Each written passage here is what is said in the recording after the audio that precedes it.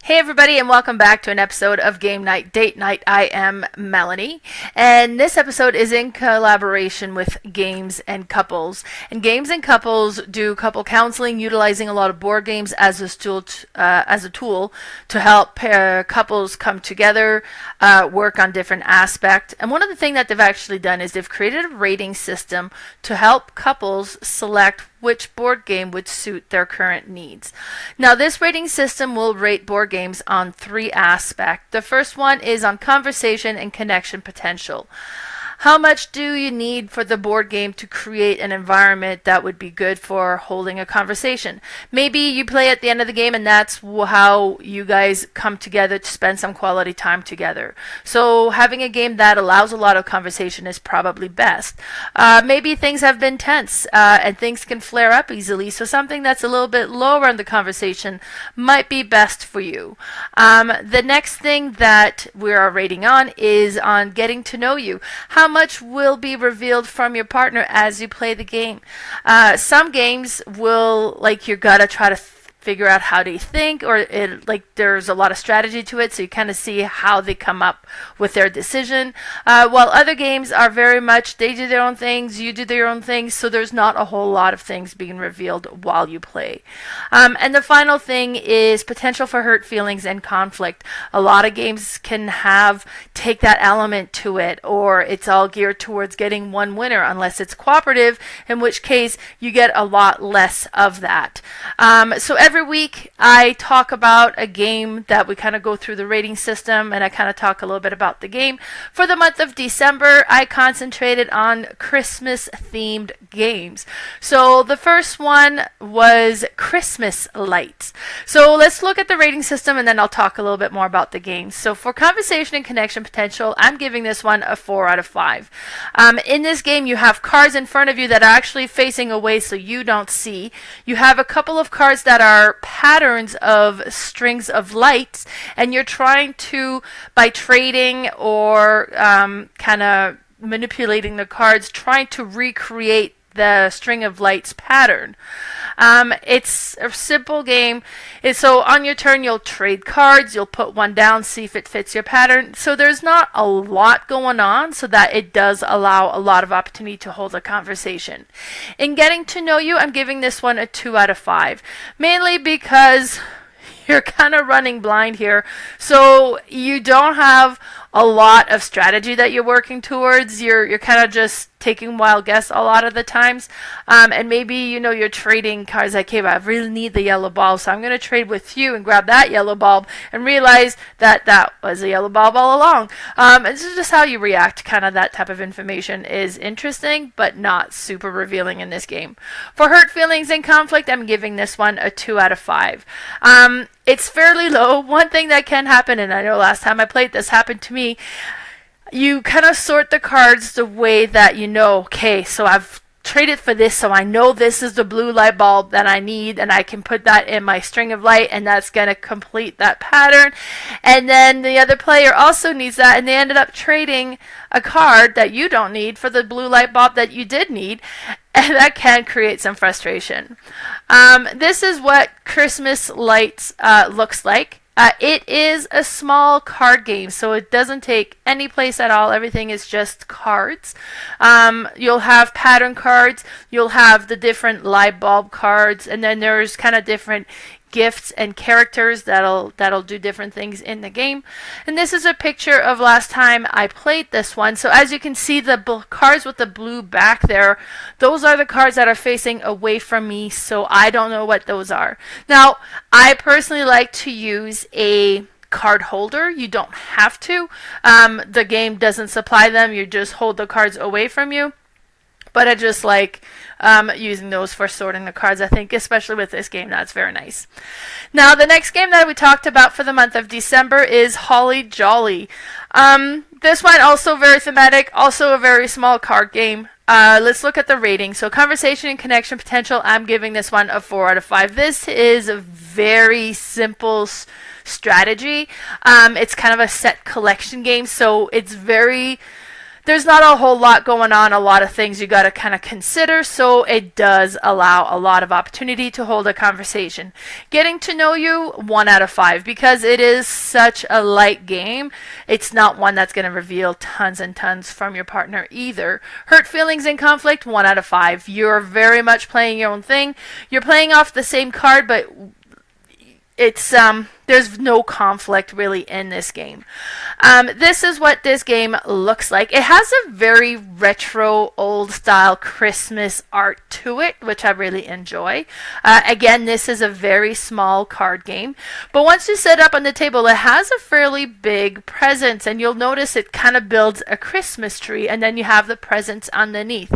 Now, when you're playing, you're really only going to be adding cards to the bottom 3 cards of that Christmas tree, and that's where you're going to put ornaments. So you're either going to add lights or you're going to add garland. And if you add, let's say I'm adding lights, then you're going to combine all the numbers of the lights in those 3 cards, and the number that it gives you is what you're going to collect. So you're going to look at the different ornaments that are in the tree, and it's like, okay, well, I've built up a 7, so I can take this card, which is a value of 7, and you add that to your set collection. Depending on the card, some will kind of, if you have the most, you'll have points, or some is the more you have, you'll gain points for that. So they all kind of score a little bit differently. And if you are kind of come to a total and there is no ornament matching that number, then you would go under the tree and pull out a present. So if it's like a smaller value, you're going to pull out from the one side. If it's a higher value, you pull out from the other side. It's just a neat, simple set collecting game that's just thematic in the way that it looks, and it's just kind of neat and pretty. The next game that I talked about is Dice Throne Santa versus Krampus. So Dice Throne has a huge series. We have Dice Throne Season 1 that has 8 different characters that are kind of Dungeons and Dragons characters. You have Dice Throne Season 2 that are more kind of modern type characters. You'll have the ninja, you'll have the cowgirl, you'll have the pirate, so you have kind of all of those type of characters in there. Then we have Dice Throne Marvel, which will have the Marvel characters, and they just kickstarted Dice Throne X-Men, so we have those coming out as well. This one came out, and it's Santa versus Krampus, so you have Santa battling against Krampus. It is so neat. The artwork is amazing. The game is Dice Throne, so you know it's good because it does have that same Dice Throne mechanism. So looking at the rating on this one, conversation, connection, potential, I'm giving this one a 3 out of 5. You can definitely hold a conversation, but there's a lot more to consider while you're playing. And even though you can hold a conversation, you tend to talk about the game anyways. Getting to know you, I'm giving this one a 3 out of 5. You have a bit more to consider, but you are at the mercy of the dice. So it depends on what you roll as to what you're going to be able to do. And then hurt feelings and conflict, I'm going to go 3 out of 5 as well. Now, because of that, this is a battle game. You're going to be attacked. Now, because this is a 1 versus 1 battle game, you should expect being attacked. So I think hurt feelings is a little bit lower because of that, but it is frustrating if you finally get all 6s, so you can activate your ultimate card attack, and then the other player takes a card that changes one of your 6 into a 1 and just wrecks the whole thing. So there are some dice mitigation that can be frustrating, so keep that in mind.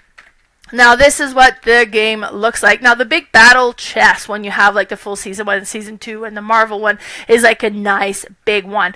This one is just the 2 characters that comes in a tiny little box, so it's a lot more manageable to kind of fit on your shelf.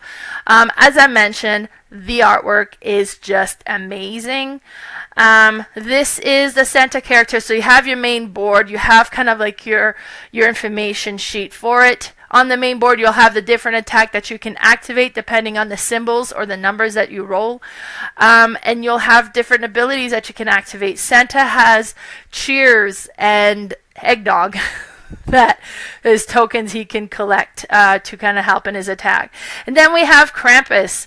Again, beautiful artwork. Krampus has coal that he'll be giving out, and he steals presents. And he also has what are called the rejects, and those are the rejected toys that aren't getting gifted for Christmas that you can kind of activate and give you special abilities. It's beautiful game, super fun to play. I quite enjoy this one. And then the last one I talked about for the month of December is Jokkmokk. This one is like, it's a beautiful, busy, and it's like a winter's market themed. So let's look at the rating. So conversation, connection, potential, I'm giving a 4 out of 5. This is a rondel set collecting game, so it's fairly simple. And you can definitely hold a conversation as you play. Getting to know you, I'm giving a 2 out of 5. First of all, because you're kind of keeping secret what strategy you're trying to do. So you're not going to be like blatant about your strategies because you're hoping they're not going to take the type of cards that you need.